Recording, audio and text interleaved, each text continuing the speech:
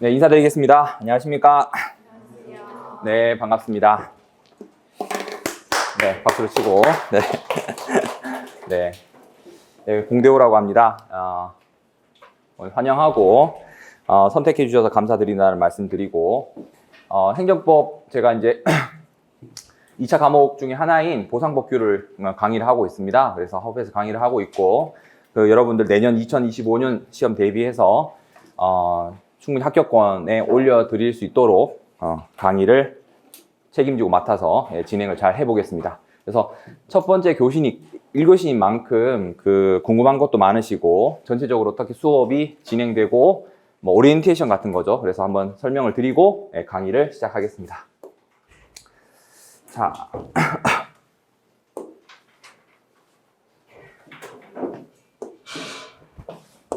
자 먼저 소개를 하면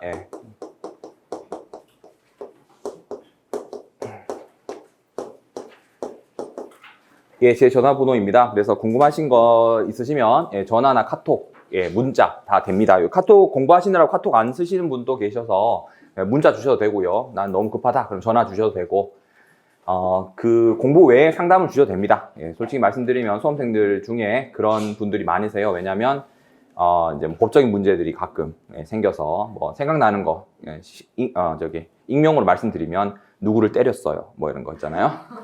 돈을 못 받고 있어요. 집주인이 안 주고 있어요 뭐 이런 거. 임대차 계약할 때 이렇게 얘기하는데 괜찮은 건가요? 이렇게 물어보신 분이 계십니다. 그래서 그런 분들도 다 같이 고민하고 해결을 해드리고 있으니까 편하게 해주시면 될 것 같습니다. 저는 이제 19기 평가사이고요. 19기니까 2008년도에 시험을 봤습니다. 그에 합격을 했고 감정원에 좀 다니다가 로스쿨을 갔습니다. 로스쿨 3회 시험에 도전을 해서 합격을 해서 지금은 변호사로 10년 차 정도의 경력을 가지고 있습니다. 감정평가 업무는 한 10% 정도를 하고 있고 변호사 업무를 한 90% 정도를 하고 있습니다. 그래서 변호사업이 주 업무가 되는 것이고요. 지금도 실무를 계속 하고 있고 그 다음에 다행히 제가 이제 감정평가사 자격이 있다 보니까 변호사 업무로 하는 부분이 이제 강제 수용, 공용 수용, 그 다음에 이제 사업 시행자 측, 그 다음에 피수용자 측 업무도 주로 하고 있고 재개발 재건축, 그 다음에 뭐 지역주택조합 그렇게 해서 우리 시험에 관련된 분야를 많이 다루고 있습니다. 그리고 뭐 판례들도 많이 쌓여져 있고 경험이 쌓여다 보니까 이게 실무가 어떻게 돌아가는지 조금씩 눈에 보이는 것 같습니다. 아직 부족한 부분도 있지만 그렇게 됩니다. 그래서 여러분들한테 강의를 드릴 때 그런 경험들이 도움이 많이 될 것 같습니다. 그래서 믿고 의지하셔도 될 것 같고 너무 이론적인 부분이나 지엽적인 것은 잘 하지 않습니다. 그리고 제가 법이 전공이 아닙니다. 그래서 도시행정학과 시립대학교 도시행정학과를 나왔거든요. 그래서 법학도가 아니어서 법학에 대해서 공부할 때 제일 많이 힘들었던 경험이 있습니다. 그렇지만 다 이겨내고 이제 시험에 이제 합격을 하게 됐으니까 그런 경험에 기초해서 여러분들이 어려워하시는 부분들 같이 고민하고 쉽게 해결해 드리려고 하고 있습니다. 기본 쿼리는 이렇게 됩니다. 이제 뭐 이렇게 로마자로 쓰면 1, 2, 3, 4가 되겠죠. 이렇게 되고요. 요게 이제 행정법이 됩니다. 저희가 하는 행정법이고요. 그 다음에 이제 개별법이 됩니다. 그 다음에 이제 문제풀이가 되고요. 기재를 안 하셔도 됩니다. 간단하게 하셔도 되니까. 그 강의 기획서가 따로 아마 있었을 겁니다. 그 다음에 이제 기출을 해설을 합니다. 요게 이제 기본 컬입니다. 그래서 해수로는 이제 10회, 8 요렇게 잡고 있는데 조금 늘어날 수는 있습니다. 10 되고 요 8회까지가 가면 쭉 갑니다. 그래서 중간에 쉬는 거는 뭐 제가 뭐 일이 있어서 휴강을 하거나 뭐 이렇게 되면 중간에 쉴 때는 있겠지만 쭉 갑니다. 그래서 매주 목요일만 합니다. 매주 목요일만 하고 시간은 4시간 반인데 머리 지진하죠. 하루만 합니다. 하루만 하는데 목요일 하루만 하는데 4시간 반인데 중간에 쉬는 시간이 있으니까 한 4시간 정도가 실제 강의 시간이 될 거고 쪽지 시험이나 이런 것들은 아마 이제 개별법 할 때나 이때쯤에 한번 생각을 하고 있습니다. 그래서 행정법 할 때는 초기에는 쪽지 시험이나 이런 건 없습니다. 그래서 쭉 가고 이 18파를 마치면 내년 1월 또는 늦으면 2월, 한 1월 정도에 마칠 것 같습니다. 그렇게 계획은 하고 있고요. 여기에 더해서 이제 하우패스는 독종이라는 걸 합니다. 독종, 독하게 뭐 종합관리반 뭐 이런 개념인데 독종은 아침에 나오셔가지고 이제 같이 이제 어떻게 보면 외워야 될 것들 드리고 같이 한번 써보고 그다음에 황현애 평가사님이 이제 계속 이제 봐주시고 그런 프로그램인데요. 제 생각에는 이제 실무 이론 법규 중에 제일 효과적인 것은 실무라고 생각이 됩니다. 지금은 초장기에 실무를 잡는 것이 제일 중요하기 때문에 실무할 때 독종이 좀 효과적이고요. 근데 이제 개별적으로 다 상황이 다르실 겁니다. 뭐 회사 다니시는 분도 있고 학교 다니시는 분도 있고 또는 독종을 하지 않고 다르게 프로그램을 가져가시는 게 있기 때문에 독종을 반드시 해야 되는 것은 아닙니다. 제가 생각할 때는 독종이란 프로그램은 원장님 안 보겠죠? 그래서 독종이라는 걸 안 해도 됩니다. 독종이라는 개념은 우리가 2차 시험이어서 써봐야 됩니다. 써봐야 됩니다. 객관식하고는 달라요. 그래서 좀 이따가 저거 좀 말씀드리겠지만 그래서 써보는 연습을 어떻게 보면 강제로 시키는 그런 겁니다. 혼자서 할 수 있으면 혼자서 해도 되고 근데 항상 여러분들과 저희 옆에는 유튜브와 넷플릭스가 있기 때문에 그게 잘 안 됩니다. 의지가 그렇게 강하지 않으니까요. 그래서 정해놓고 써봐야 되는데 그게 안 되기 때문에 학원에서 이런 프로그램을 생각해서 하고 있는 것이고요. 이것도 몇 년 쌓여져 있고 그 다음에 이걸 대신해서 혼자서 시간 재놓고 하셔도 되고 그게 아니면 몇몇 분들이 모여서 개별 스터디를 하죠. 이제 그렇게 하셔도 됩니다. 그래서 이거는 써보는 데 의의가 있지 독종이란 자료가 뭐 엄청난 퀄리티가 있거나 뭐 엄청난 자료가 나오거나 그러지는 않습니다. 특히 법규 같은 경우에는 독종을 어떻게 생각하냐면은 이 교재들이 저희가 이제 교재가 1권, 2권 있습니다. 그래서 이 2권과 서브가 또 있거든요. 그래서 이런 것들을 그냥 주차별로 끊어가지고 자료로 드리고 빈칸 채우기나 암기한 거 써보는 그런 연습을 합니다. 그렇기 때문에 독종은 법규는 그렇게 구성이 되거든요. 참고하시면 될 것 같고요. 그래서 기본 커리는 이렇게 되고 독종이 플러스가 되고 그 다음에 이제 여기에 플러스 해서 들어가는 것이 주말 스터디가 됩니다. GS라고 그러죠. 그룹 스터디라고 하는데 이 스터디 역시도 독종과 비슷한 취지가 있습니다. 매주 토요일만 하고요. 아침에 오셔서 실무 이론 법규 실제 시험과 똑같은 순으로 풀어보고 그날 지친 상태로 강평을 듣습니다. 그러면 7시가 됩니다. 그래서 맥주랑 삼겹살을 확 당기는 그런 게 토요일이 되는데 이것도 거의 빠짐없이 매주 토요일에 이루어집니다.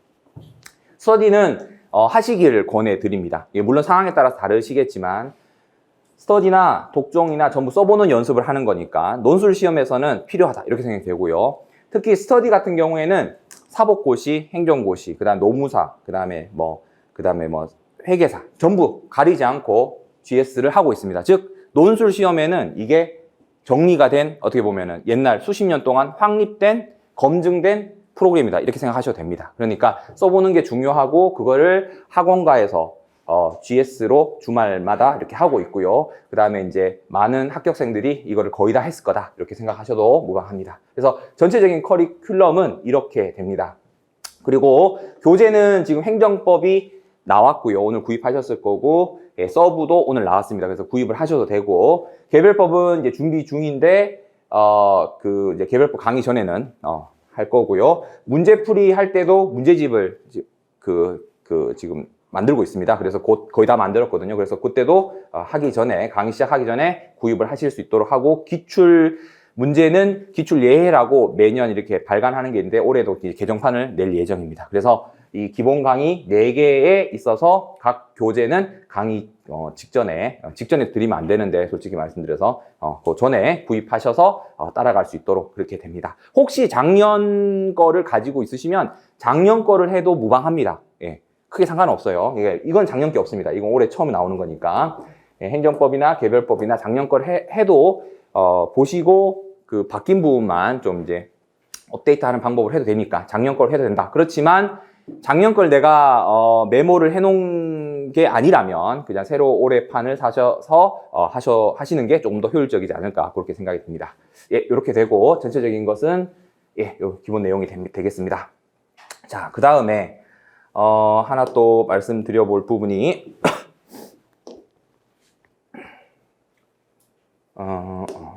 되죠? 네. 하나 말씀드려야 될 부분이 공부 계획과 관련된 걸 하나 말씀드리면 좀 편하게 들어주시면 될 것 같습니다. 이제 실무 뭐 많이 들어보셨겠지만 이론, 법규 우리 시험은 이 3가지가 과목입니다. 예, 3가지가 과목이고 100점, 100점, 100점입니다. 그렇게 되죠. 그렇게 되는데 제가 생각할 때는 올해 12월을 기점으로 해서 이때까지는 이 실무에 한 그래도 60 이상은 투자를 하시는 게 어떨까 싶습니다. 나머지는 뭐 15, 15든 20이든 뭐 이런 비중을 잡고 실무를 먼저 잡아야 됩니다. 이게 왜 그러냐면 실무는 이 계산입니다. 특징이 나머지 두 개는 암기입니다. 그러니까 좀 속된 말로 미친 듯이 암기해서 나는 하나도 이해를 못하고 모르지만 암기해서 써도 점수가 나올 수 있는 게 이 부분입니다. 그렇지만 이거는 그게 안 돼요. 아시겠죠? 그렇기 때문에 그렇게 되고 저는 실무가 자전거 타기라고 생각이 됩니다. 자전거 타기 혹시 제가 말씀드린 이유는 자전거 타기 여러분 한 1년 만에 자전거 탈 때 탈 수가 있습니다. 한 번만 타보면 두발 자전거라도 물론 두 손 놓고는 못 하겠지만 자전거는 한 번 타면 어느 정도 궤도에 올라가면 편하게 탑니다. 실무도 마찬가지라고 생각됩니다. 지금은 너무너무 낯설고 세 과목이 다 그렇지만 특히 실무라는 과목은 정말 이런 문제가 있어 이런데 그거를 하나하나 극복을 해놓으면 이게 암기 과목이 아니기 때문에 쭉 달려갈 수가 있습니다. 그래서 초반에 이 실무를 잡아야 됩니다. 아시겠죠? 이건 아마 어느 학원, 어느 강사님 또는 어느 수험생한테 물어봐도 마찬가지 똑같이 얘기할 겁니다. 그래서 똑같이 100점, 100점, 100점이니까 전략적으로 333의 비중을 더 공부하겠다. 이거는 비효율적입니다. 전략적으로 맞지 않고요. 실무를 12월까지 잡는다. 여기서 잡는다는 말은 엄청 잘 풀어라 이 말이 아닙니다. 100분 안에 100점을 쓸 수 있을 정도의 실력이면 좋겠다. 예, 그게 희망사항입니다. 저는 이때까지 그걸 못했어요. 예, 제가 여러분들하고 똑같이 1차 합격하고 2차 준비할 때는 그렇게 못했습니다. 못했지만 이게 빠르면 빠를수록 공부할 때 수월합니다. 이게 잡혀져 있으면 이거는 암기잖아요. 지금 혹시 1차 하신 분들 중에 먼저 선행을 해서 이런 욕심이 들잖아요. 이런 욕심이 드시는 분이 있어요. 저한테도 문자 주시는 분들, 상담 주시는 분 많은데 이론 법규 미친 듯이 한번 암기를 해서 도전해 보려고 하는데 무슨 자료 봐야 되나요? 이렇게 얘기를 하십니다. 그런 분들은 기본적으로 실무가 어느 정도 잡혀 있기 때문에 그런 말을 하는 겁니다. 실무도 안 잡혀 있는데 이론 법규를 트라이를 제가 미친 듯이 암기해가지고 한번 도전해 볼게요 라고 하는 거는 미친놈. 아시겠죠? 예, 그런 거는 불가능한 거예요. 그거는 실무가 잡혀 있을 때나 가능한 거예요. 그러니까 여러분들 항상 실무를 먼저 잡아야 됩니다. 아시겠죠? 네, 그래서 실무를 이때까지 목표를 할 것. 이렇게 목표치를 생각하시면 좋을 것 같고요. 쭉 따라가시면 좋을 것 같습니다. 예, 요거를 먼저 하나 말씀드리고요. 그 다음 복규에 대해서 하나 말씀드리면 지우고서 다시 한번 해볼게요. 이제 복규를 한번 들어가 보겠습니다. 복규라는 과목은 법에 관련된 것이죠. 당연한 이제 법에 감정평가 관련된 법률에 관한 것인데 여러분들 1차에도 관계 법규가 있었죠. 법규가 있었고 2차에도 법규가 있었습니다. 근데 여기랑 범위가 조금 다릅니다. 범위가 다르고 우리가 2차 같은 경우에는 토지보상법 그 다음에 부동산 공시법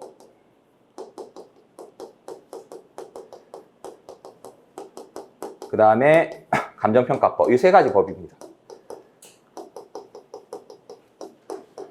이 법에 근거가 있는 거예요. 법에 근거가 있는 거예요. 감정평가법에 보면 시험 범위를 이렇게 하는 걸로 정해놨습니다. 예, 당연히 정해놨는데 그래서 우리는 이 세 가지 법을 배우는데요. 이 세 가지 법이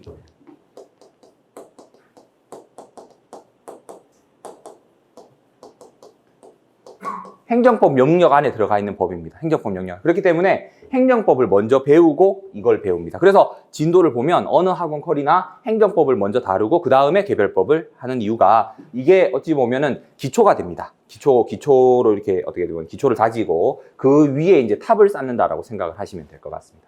예, 요 말씀을 드리고 자, 그 다음에 이제 제 수업의 특징을 하나 말씀드리면 특징이라기보다 제가 이제 목표하는 것인데요. 목표를 하는 것인데 안 되겠네. 잘 안 되네요. 자.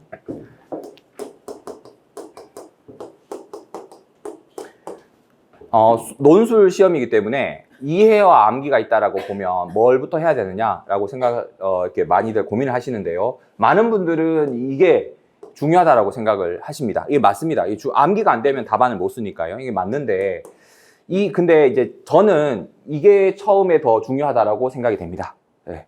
이 암기는 스트레스 받고 시간도 많이 걸립니다. 근데 이해는 그냥 내가 이해했어. 내 스타일대로 이해했어. 내가 스스로 거울 보면서 얘기를 할 수 있거나 동생이나 엄마 아빠한테 얘기를 설명해 줄 수 있을 그 정도의 내용만 이해를 하고 있으면 이해했다라고 보는데, 저는 처음에는 암기보다는 이해에 주안점을 두시면 좋을 것 같습니다. 그거는 그냥 제 스타일이기도 한데, 여러분들 스트레스를 좀 복귀에 대한 부담감을 줄이기 위해서인 것도 있고요. 그 다음에 실무를 좀 부담을 줄이고 실무를 많이 공부 시간을 할당하기 위해서는 이 복규 같은 경우는 이해에 주안점을 좀 두시면 좋을 것 같다. 그래서 저 강의는 뭐 단어 하나 보세요 막 이거보다도 이게 이렇게 비유를 하면 이렇게 됩니다. 그 다음에 전체적인 흐름은 이렇게 됩니다. 이런 식으로 좀 쉽게 설명을 드리려고 노력을 합니다. 물론 어렵지 않다가 아니라 어려우시겠지만 최대한 이해 중심으로 말씀드리려고 합니다. 그래서 이건 중요합니다. 암기를 하세요 라고 하는 부분은 딱 암기를 하셔야 되겠지만, 그게 아니면 전체적인 흐름을 한번 생각해 보시면 좋을 것 같습니다. 왜 그런지를 제가 한번 비유해서 말씀드려 볼게요. 저는 이 복규가, 여러분들 그 복규가 특징이 뭐냐면 이 세 과목 중에서 그 시험 볼 때 대부분 전략 과목으로 하는 게 복규입니다. 전략 과목으로 하는 게 복규입니다. 실무를 전략 과목으로 한다 하는 분들이 있어요. 실무를 아주 잘하신 분들, 아주 유리한 분들입니다. 이론을 전략 과목으로 한다.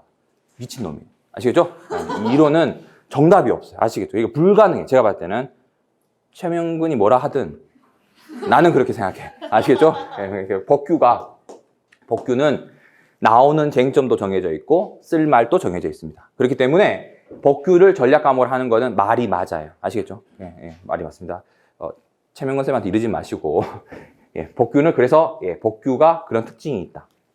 그런데 전략 과목으로 삼는데 문제는 뭐냐면 이게 낯설어요.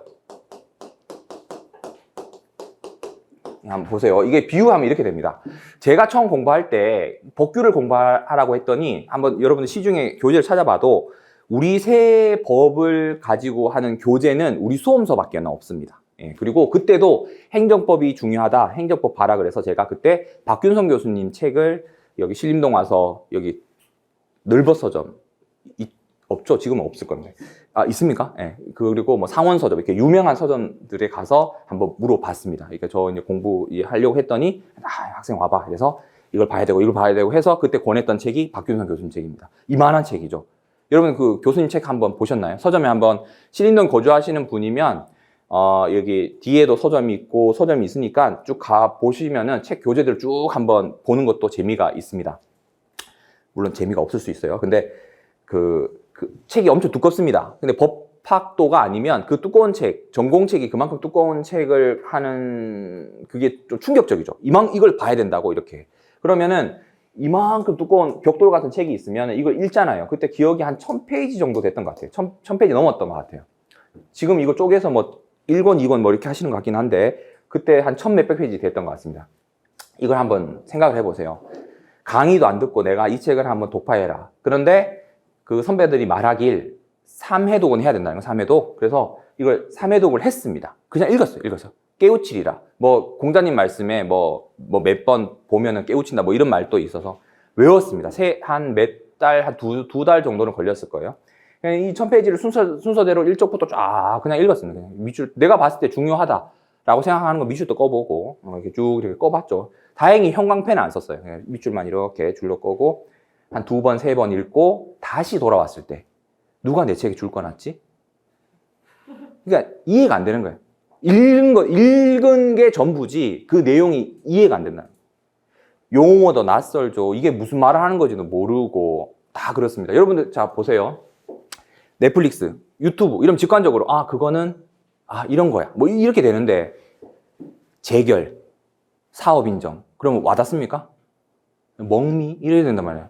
근데 그게 사업 인정이 재결이 나면 어떻게 해야 되고, 이걸 막 줄로 글로 설명을 해놨는데, 그걸 읽는다고 해서 이걸 깨칠 수가 없단 말이에요. 그게 어떤 건지를 내가 스스로 이해를 해야 그 문장을 읽으면서, 이게 이런 뜻이구나, 라고 넘어가야 되는데, 그거 없이 그냥 단어 자체만 내가 그냥 읽어보는 거에 의의가 있었던 것 같아요. 제가 생각을 해보면. 그래서 이 복규가 어려운 이유가 낯설다라는 게 그런 게 있거든요. 그래서 낯선 거를 제가 생각해 봤을 때 이게 여러분 아마존 강 저는 안 가본 적은 없는데 이 중간에 누가 떨어지면은 못 나온다 그러죠. 못 나온다 그럽니다. 이거 뭐 너무 넓기도 하고 그 안에 뭐 워낙 뭐 위험한 동물들도 많고 뭐 독도 있고 막 여러 가지가 있겠지만 제가 비유했을 때 우리 법규라는 게 영역이 이만큼 아마존이 있다라고 하면 나는 이거를 아나콘다가 먼지, 머리, 이빨, 이 개수, 독의 양, 그 다음에 몸 길이 이걸 외우는 게 아니라 아마존이 어떻게 전체적으로 생겼는지를 항공사진으로 좀 볼 수 있어야 된단 말이에요. 아시겠죠? 아, 이거를 내가 정복을 하려면 큰 주도로가 이렇게 났고 이렇게 났네. 그럼 나는 이걸 한번 몇 번 왔다가 보고 이게 메인 줄기이고 요거 중심으로 중요한 관광 포인트들이 이런 것들이 있네.